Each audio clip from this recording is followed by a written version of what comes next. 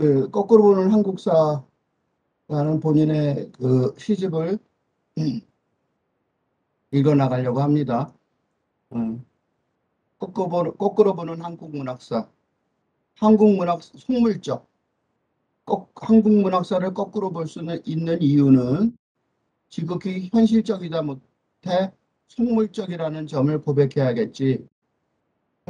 국어 국문학과 교수라면 지금까지의 학문적 전통에 대한 도전이며 거역일 이런 작업을 하는 것이 자신의 밥그릇을 지키는데 심각한 어려움을 초래할 것이기 때문에 문단의 명성이 조금이라도 중요한 문인이라면 지금까지의 인간적 관계에 대한 배신이며 반항일 이런 시도를 하는 것이 자신의 앞날에 중대한 난관을 불러올 것이 뻔하기 때문에 그런데 나는 아직까지 다행히도 그리 유명한 시인이나 평론가도 아니니 나는 그렇게 믿습니다. 뭐 이런 미친 짓을 한다고 해서 큰 손해가 아니 어쩌면 악평도 유명세니까 이런 노력으로 널리 알려질 수도 있으니까 하는 마음도 없는 것은 아니라는 점을 고백해야지. 예, 그래서 한국 문학사를 거꾸로 보려고 하는데요. 이 거꾸로 보려는 게 무슨 고상한 얘기는 아니라는 것. 그렇지만 한국 문학사를 거꾸로 본다. 그럼 기존에 있던 한국 문학사를 다른 방식으로 본다는 건데 그게 기존의 국어국문학과 교수라면 학문적 전통에 대해서 도전이 더 나가면 거역일 수도 있잖아요. 그러면 그거는 조금 힘들겠죠. 자기 사는데 지장을 초래하겠죠. 그래서 그런 어떤 체제에 대한 반항, 뭐 거부 이런 걸로 이어질 수도 있을지도 모르죠. 있다고 꼭 말할 수는 없겠지만 그러면 그래서 좀 힘들겠죠. 그래서 그런 걸 좀 지켜야 되고 자기 마음속에는 38선 같은 게 있을 텐데 그런 거고 또 혹시 문단에 이제 그 관계가 중요해서 명성이 있고 그래서 그렇다면 혹시 이렇게 막 자유롭게 한국문학사를 새롭게 보려는 것이 어떤 자기 전통, 자기 이게 계보라는 게 있을 텐데, 그죠? 그 계보에 대해서 약간이라도 이렇게 좀 부정적인 발언을 하기가 참 어렵지 않을까. 그래서 그런 것도 있을 건지 모르기 때문에 나같이 나는 이제 전공이 국어 국문학은 아니죠. 영어 영문학이죠. 그래서 다행히도 나는 이런 그런 어떤 이 두 가지의 흐름에 비껴나 있기 때문에 어쩜 다행이죠. 그래서 뭐 그 약간 손해가 될지도 모르는 자기가 인간관계나 무슨 뭐 악평이나 이런 거 그런 것도 있으니까 뭐 내가 이렇게 거꾸로 본다는 것, 그러니까 너무나도 자연스럽게 어떤 제한도 없이 본다는 것 그런 짓을 할 수 있는데 그렇다고 해서 뭐 영웅적인 건 아니에요. 근데 이거에 그렇게 보려는 노력도 가만히 생각해 보면 지금 현실적이다 못해 속물적이라는 것까지 말할 수도 있을 것 같아요. 왜냐하면 이러다 알려지면 뭐 알려질 수도 있지 않을까요? 이 악평소 유명세니까 그죠?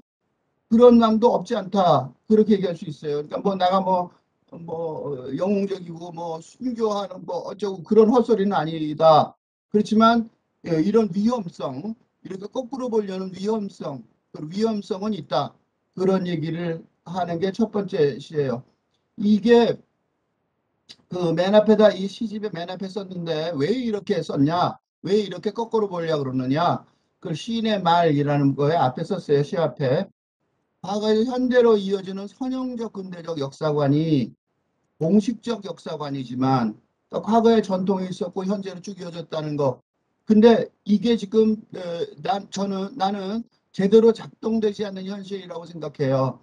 국문학도 그렇고 과거에서 현재로 이어지는 선형적 역사관이 물론 공식적인 역사 의식이기는 하지만 그게 제대로 작동이 안 되고 있는 거 아닌가?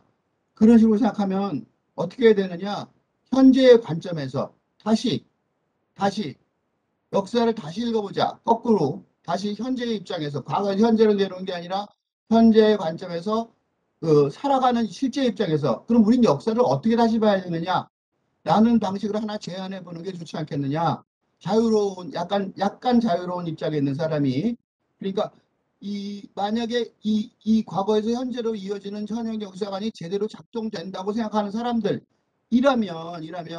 제가 지금 제시하는 이런 방법론에 대해서 반대를 하겠지만 만약에 그렇지 않고 제대로 작동되지 않는다고 생각한다면 제가 제안하고 있는 이런 방식이, 이런 글 읽기가 어쩌면 하나의 좋은 어떤 제안이 되지 않을까 생각하는 거죠.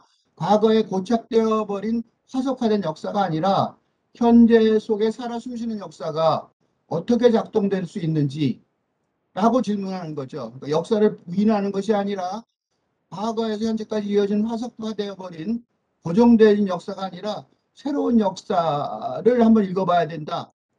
근데 그렇게 하려면 이런 작업은 자신들의 존립 근거에 대한 직접적 위협으로 느껴질 수 있어요. 누구한테?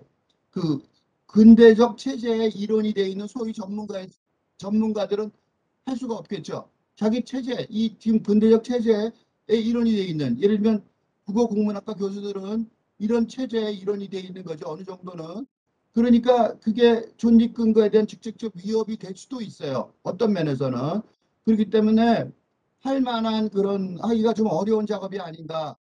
그래서 그거를 그러니까 이런 난경, 이런 어려운 난처한 경지를 돌파하는 방법 중에 하나는 우연히도 그런 종류의 전문가라는 역할을 갖고 있진 않아요.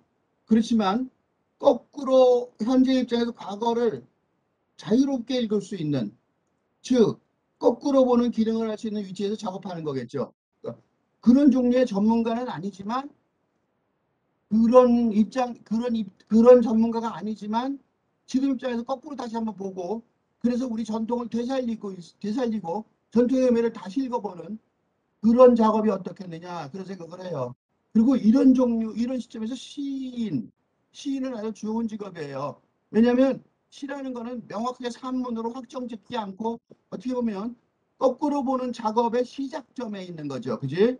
그래서 이런 종류의 작업을 시로 한다는 것이 의미가 있다고 보고, 어, 여기서 나만 하려는 게 아니라 다른 시인들도 이런 제안, 이런 시 쓰기에 어떤 제안, 그런 작업 방식을 자기 방식대로 다시 한번 다양하게 적용을 해본다면 시의 영역 자체가 넓어지는, 시 쓰기의 그 분야가 넓어지는 그런 기회가 되지 않을까, 그런 생각도 해요. 그래서 일종의 한국 문학의 문단에 대한 어떤 제안이기도 합니다.